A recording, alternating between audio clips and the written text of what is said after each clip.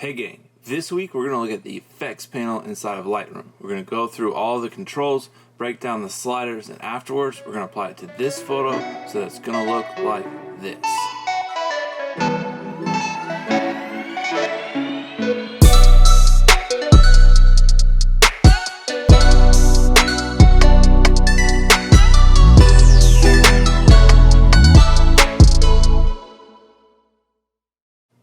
Alright, here we are inside of Lightroom, and as you can see, I've got a plain white image. This is just to help you guys get a better idea of how this panel works.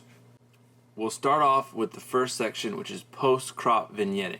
Now, post-crop vignetting means that no matter how you crop your image, this vignetting is going to stick to that new crop. So if you've got a big image and you apply the vignetting and then you crop it to a smaller image, that vignetting is going to stay the same as you change the image size.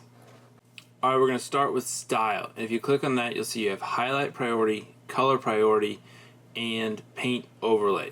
Highlight priority is going to try to save a lot of the highlights in your vignetting. Color priority is going to try to save a lot of the color in your vignetting. And paint overlay is just going to add some black and white pixels, and this is going to kind of make it look flat.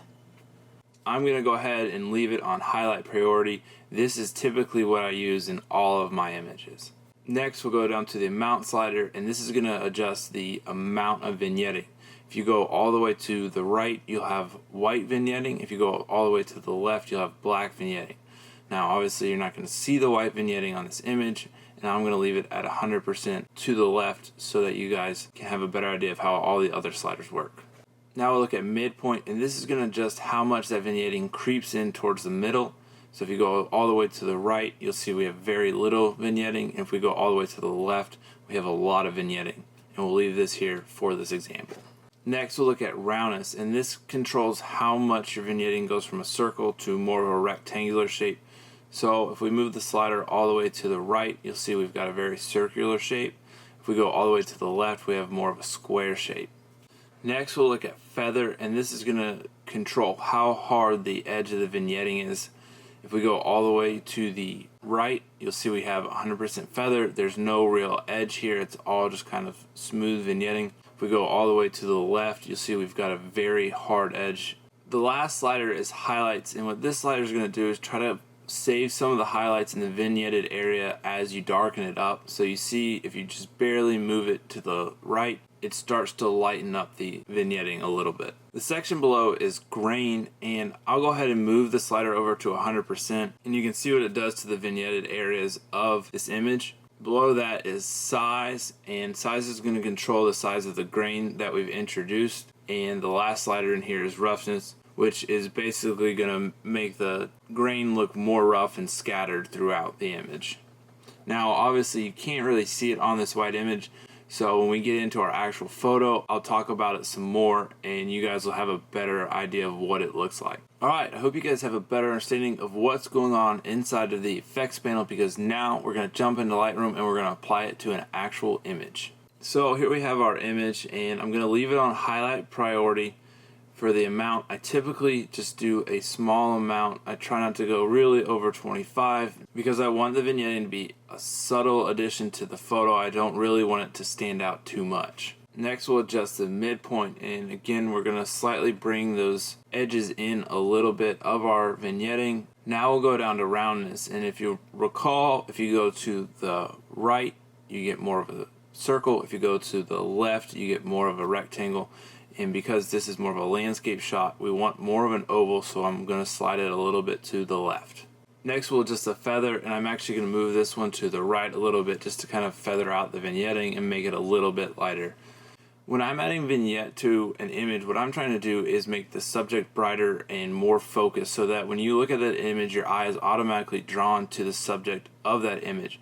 I don't really want someone to notice that there is actually vignetting going on. Now let's look at grain, and because our white image did not do a good job of demonstrating how this section works, I'm going to go ahead and push it out to extreme so that you guys can see it, and then I'll readjust for how I would make this photo look using the grain. So let's go ahead and take the amount slider and move it all the way to the right, and you can see that there's some graininess introduced into the image now.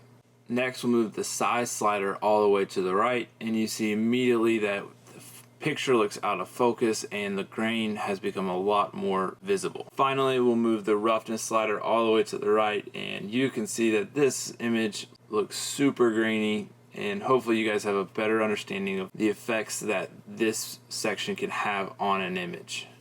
So I'm going to go ahead and readjust these sliders so you guys can get an idea of how this would look if I was editing and adding grain to it. So the first thing we're going to do is we're going to double click on the header grain, and this is going to reset all of these sliders. So let's go ahead and move the amount sliders to the right. This time we're not going to go nearly as far, but we are going to add a little bit of grain. Next we'll go down to the size slider, and typically I just leave it at 25. And finally we'll move the roughness slider, and normally I pull this back to a little bit less than the size, somewhere on the lower end. When it comes to grain, typically it's not something you want in your image. However, it can add a bit of character, especially to a moody shot like this one. So I definitely invite you guys to play around with it, see if it works with your images, and just get a better understanding of what's going on with this section. Finally, so you guys can get an idea of all the changes we made, we're going to turn the effects panel off. And now we'll turn it back on, and you can see the vignetting and the grain that we've added and the effect it's had on this image. That's it, we're done. Hopefully you guys have a better understanding of how the effects panel works, and if you've stuck with all these tutorials, you're in a great place for editing photos. Now, moving forward, we're going to get into some more advanced techniques and operations that you can do inside of Lightroom. So if you have any questions, let me know in the comment section down below. Hit the like button, hit subscribe, and I will see you guys next week.